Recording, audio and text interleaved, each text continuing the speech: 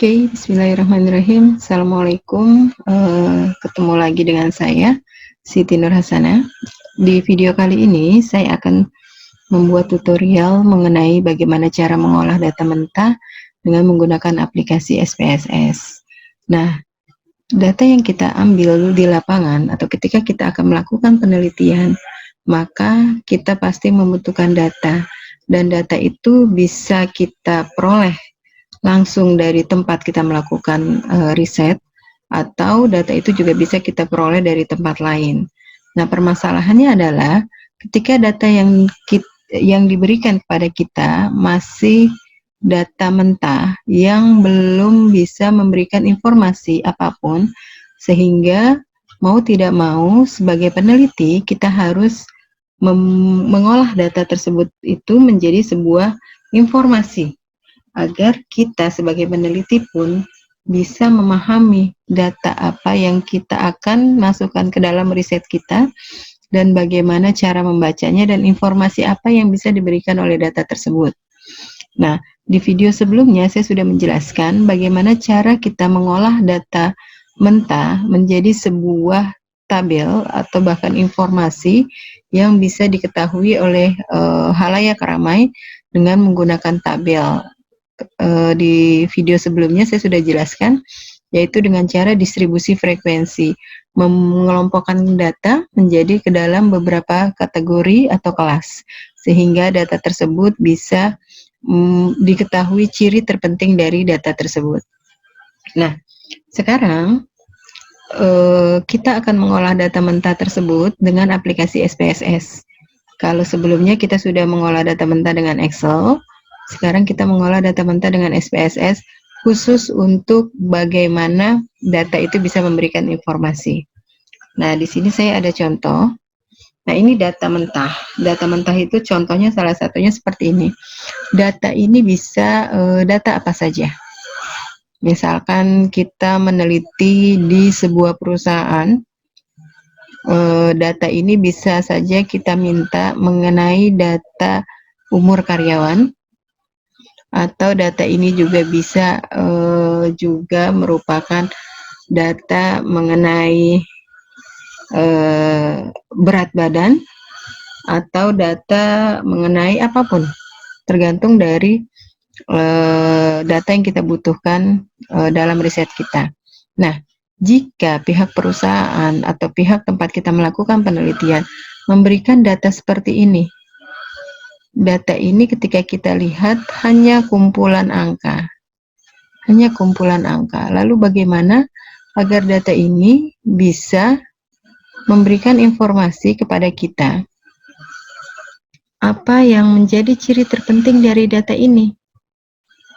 Di tutorial sebelumnya, data ini saya sampaikan ini adalah data dari nilai statistika sebuah perguruan tinggi yang berjumlah 60 mahasiswa. Nah, dari data ini kita nggak tahu apa yang bisa kita peroleh informasinya, jadi harus diolah. Saat itu kita sudah mengolahnya dengan Excel. Nah, sekarang saat ini kita akan mencoba mengolahnya dengan SPSS.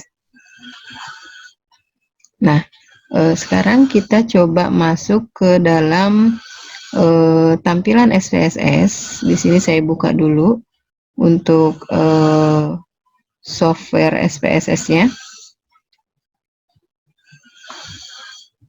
Nah, di sini SPSS. Nah, ini ini adalah data di Excel-nya.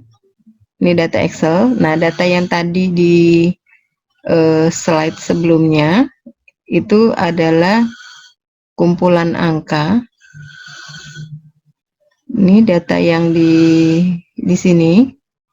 Saya coba ya. Nah, data yang di sini ini kita harus ketik dulu. Bisa langsung kita ketik di SPSS data ini, atau bisa diketik dulu di Excel, lalu kita pindahkan ke SPSS. Nah, setelah data ini diketik, kita coba buka aplikasi SPSS-nya.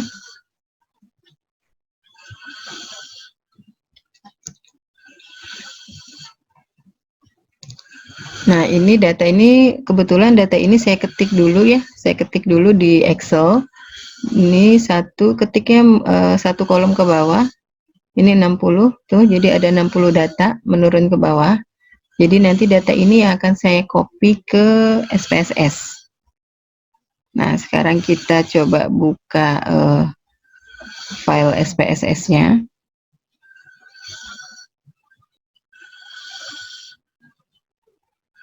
Nah, ini kita copy dulu datanya. Kalau kalian mau langsung ketik di SPSS, nggak masalah ya, langsung ketik aja di SPSS. Nah, di sini ini tampilan SPSS-nya.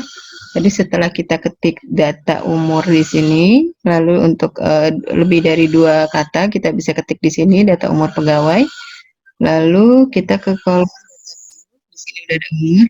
Lalu kita paste, kita klik kanan aja, kita paste data yang tadi sudah kita copy. Nah, sekarang kita sudah berada di SPSS, tempat kita akan mengolah data. Nah, di sini saya untuk tutorial kali ini saya mau membuat data mentah yang tadi agar bisa menjadi sebuah grafik dan bisa memberikan informasi khususnya untuk ukuran pemusatan seperti main, median, modus, dan ukuran penyebaran untuk mencari standar deviasi dan varians. Nah, di sini kita bisa klik deskriptif statistik. Setelah itu kita lanjut ke frekuensi. Ini datanya, kita klik kanan, lalu kita ke chart, Ini untuk kita menentukan diagram apa yang ingin kita gunakan. Bisa bar chart, bisa pie atau histogram. Biar sama dengan tutorial sebelumnya, saya klik histogram di sini ya. Lalu continue. Dan saya mau memasukkan di sini. Di sini kita mencari ukuran pemusatan central tendencies. Di sini ada main, median, modus, jumlah. Lalu di sini ada ukuran penyebaran atau dispersion, standar deviasi. Kita tinggal klik aja teman-teman. Variance, range, minimum, maksimum. Dan di sini ada percentile values. Di sini ada ukuran letak. Itu kalau di buku statistik ada di bab 3. Kita bisa klik di sini persentil. Persentil itu membagi data menjadi 100 bagian yang sama. Kita bisa ketik misalkan di 25, persentil 25. Oke, kita continue. Sudah semua, kita tinggal klik OK. Kita akan nunggu hasilnya. Kita tunggu hasilnya.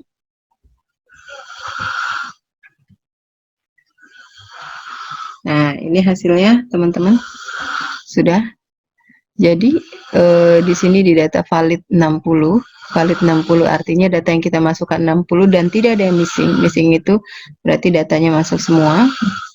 Main di sini rata-rata 70, median nilai tengah itu 69, modus itu 67, standar deviasi 13, variansnya 172,99105, range-nya jaraknya 55, minimum data minimum atau data terendah 41, data maksimum data terbesar 96, jumlah data 4200, dan ini adalah persentil.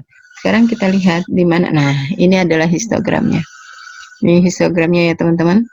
Ini datanya, ini ini frekuensinya, jumlahnya. Ini nilainya di sini. Nah, di sini ada ini. Nah, saya menyarankan teman-teman untuk diagram atau grafik seperti ini, histogram, itu akan lebih mudah kita gunakan dengan Excel. Kenapa? Karena di Excel dengan distribusi frekuensi kita mengelompokkan data menjadi sebuah distribusi frekuensi dengan beberapa kategori atau kelas. Jadi kita kelompokkan menjadi beberapa kelas dalam data berkelompok. Nah, kalau di sini data yang ada itu tidak dikelompokkan Karena seperti yang tadi kita masukkan data mentahnya, bukan data yang sudah dikelompokkan. Seperti ini contohnya. Data 41, ternyata jumlahnya cuma 1. Ya ditulis dia jumlahnya 1. 45 ada berapa? Cuma 1. Terus 52 ada berapa? Ada 1. 56 ada berapa? Ada 2. 59 ada 2. Nah inilah kalau kita pakai distribusi frekuensi kemarin kan 41 sampai dengan 49 jumlahnya sekian. Nah itu namanya data yang sudah dikelompokkan. Nah yang bisa diolah dalam SPSS di sini adalah data mentah. Data mentah itu seperti data yang tadi saya input di sini. Data mentah itu yang tadi saya input ya. Nah ini seperti ini data mentahnya. Nah ini yang bisa diolah di SPSS itu adalah data mentah, tidak bisa data yang range. Data yang range itu misalkan data yang 50 gitu kan, misalkan 41 sampai dengan 49, nggak bisa. Ini bukan seperti ini data yang dikelompokkan. Jadi data yang dikelompokkan tidak bisa diolah dengan menggunakan SPSS. Yang bisa diolah dengan SPSS itu adalah data mentah seperti ini. Oke. Nah, kita kembali ke hasilnya dulu. Kita lihat hasilnya ya. Nah, hasilnya di sini bagaimana kita melakukan analisisnya? Kita melakukan analisisnya adalah di sini grafiknya. Di sini grafiknya jadi banyak sekali ya teman-teman. 40 di sini ada berapa tab? 1 2 3 4 5 6 7 8 9 10 11 12. Ada 12 batang. Ini dapat dari mana? Dari data yang tadi di atas tadi saya sudah jelaskan. Nah, kalau kita kelompokkan pakai distribusi frekuensi, paling kita cuma punya 5 batang aja histogramnya. Nah, dari sini. Ini ada 12. Ya. Oke, jadi mudah sekali di sini kita menggunakan SPSS langsung keluar hasilnya. Dan kalau kita mau copy, teman-teman perhatikan kalau dia sudah muncul tanda merah di sini, kita bisa klik kanan lalu kita copy. Nah, kita tinggal pindahkan ini, misalkan kita mau ke Word. Kita tinggal pindahkan saja